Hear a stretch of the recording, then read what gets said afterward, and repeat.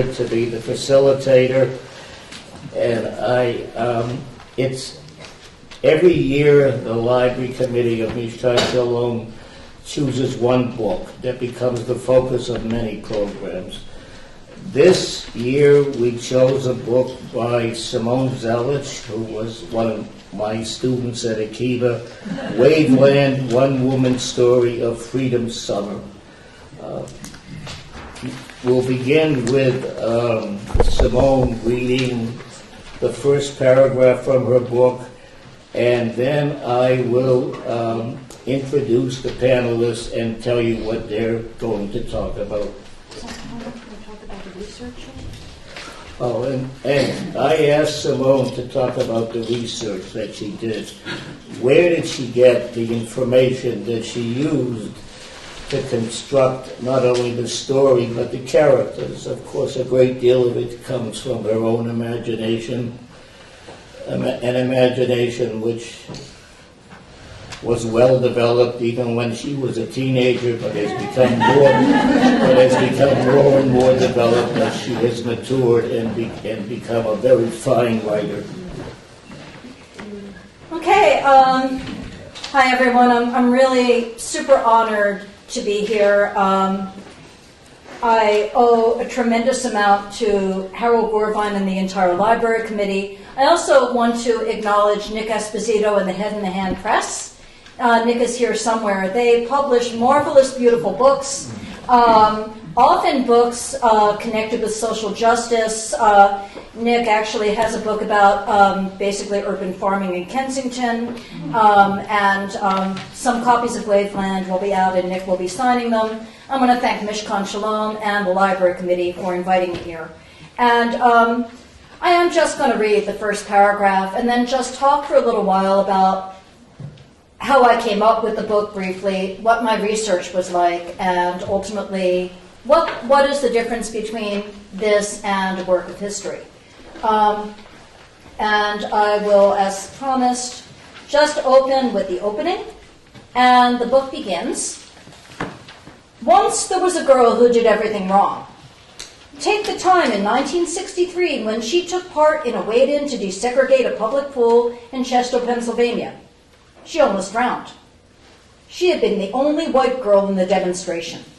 When the crowd took the pool by storm, she flailed and sank, and she was pulled out by a lifeguard who forcibly detained her as her Negro comrades were loaded into vans. The police refused to arrest her.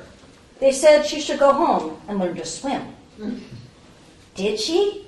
Tamara asked. She was sitting in the bathtub with her knees drawn under her chin. The tub was ancient, and the faucet leaked enough to draw a dull brown line across the porcelain. Eventually, Beth said, your daddy taught her. So Beth had done it. She'd mentioned Ron. It was the third time that week, and though Tamara let it pass without much comment, that girl noticed. Tamara was the sort of girl who noticed everything. And if Beth was going to bring him up, these stories were as good a way as any. So, I started Waveland a little bit after a novel I wrote called Louisa, which some of you might have read. And after writing Louisa, which was basically in many ways a retelling of the story of Ruth and Naomi, I found myself less interested in the sort of older woman figure and increasingly interested in what I might call the Ruth figure, somebody who throws herself into situations and finds herself transformed. And part of this might have been because I myself immediately, when Louisa was published, got married, got a job teaching at Community College of Philadelphia, and suddenly had a stepdaughter, to whom I told stories which began once there was a girl who did everything wrong. In other words, in some ways, my life actually was a kind of emotional foundation. And I also, for a long time, have been extremely interested in what I might call anti-authoritarian movements and unfinished revolutions. Because of that, I grew up, if Larry Bush was, how old did you say you were? 1964? 12. I was 2. So I was 2 years old in 1964. But I actually always heard these stories And I think it was around that time that I read David Habelstrom's book, The Children, which very specifically focuses on young people in the movement. And the more I learned about them, I kind of developed this intense crush on the movement, and in particular, young people who are part of the Student Nonviolent Coordinating Committee. So often when I write a book, it comes out of a kind of intense obsession about something. And so my obsession led me to initially read a lot of what Harold has taught me to call secondary sources. Books like The Children, books like Taylor Branch's Parting the Waters. And the more I read, the more images just kind of came to me. I began to wonder, what would it be like to come into something like this the way I came into, for example, the Peace Corps? You know, jumping into something without understanding cultural assumptions and having to feel my way. Or the way that actually initially I came into teaching primarily working class African American community at Community College of Philadelphia, awkwardly flailing around, not knowing what I was doing. So, you know, characters began to come to me, and I began to move from secondary sources to actually reading more and more memoirs. Probably, frankly, more has been written about the Mississippi Summer Project than almost anything else, except maybe Selma. There may be a lot of reasons for this. Some of it might actually have to do with some of the controversy among members of the Student Nonviolent Coordinating Committee about the project itself, that people are only going to pay attention if white people participate. A lot of that tension increasingly interested me. I read memoirs by Mary King. There's quite a wonderful book about white women in the movement called Deep in Our Hearts that includes work by King and also Casey Hayden. And I also read, of course, James Forman and Stokely Carmichael's memoirs.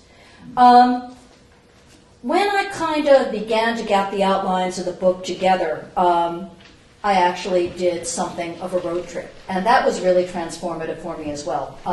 I think it probably was. I know that Ellen and I talked to you about the book a little bit before, but it might have been around that time that I went to Mississippi. Mm-hmm. I basically flew to Memphis and drove down to New Orleans through Mississippi. And I've done that for my other novels. For example, when I was writing Louisa, I did visit Israel and I did visit Hungary. In the case of this, I really just wanted to get a sense of the landscape. I wanted to see buildings physically. I wanted to sketch them. I took notes like in this little book, and I have like pictures of wildflowers in here that I drew. I have like storefronts in here. There was a wonderful book I actually brought called Weary Feet, Rested Soul. That actually, it's a guidebook. If you want to go around Mississippi, here's where the SNCC office is, here's where the Freedom School is, here's a movement hangout. I wrote all these down. I found these on maps, and I went and saw them. During that trip, I happened to meet in Greenwood a shopkeeper whose name was Mary Kornfeld. Those of you who have read the book may immediately see a connection to a Jewish shopkeeper in my imaginary town named Cy Cohen. So there are points in the book I only discovered once I was on the ground in Mississippi. Another quite wonderful thing I did was I actually got to go to Waveland, where there was a conference after Freedom Summer where people had to kind of come to terms with the movement, figure out direction. And I got to sit on the dock where Stokely Carmichael sat, and where actually I have my character Beth sit. A couple of other nifty things I just want to share with you, though I won't go on much longer. In the archives at University of Southern Mississippi, I found great stuff. This is actually a kind of Xerox copy of the original Summer Project flyer that plays a part. I also found a lot of stuff about what was going on in Philadelphia connected to SNCC.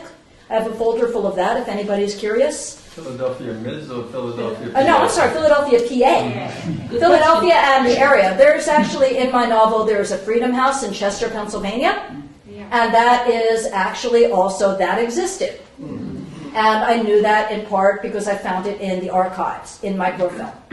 And my favorite thing, actually, that I found, those of you who have read my novel or know something about the left in general know that there's a lot of discussions, what should structure be, what's a truly democratic structure. This was a doodle during the Waveland conference of the structure of SNCC. I just think that's priceless.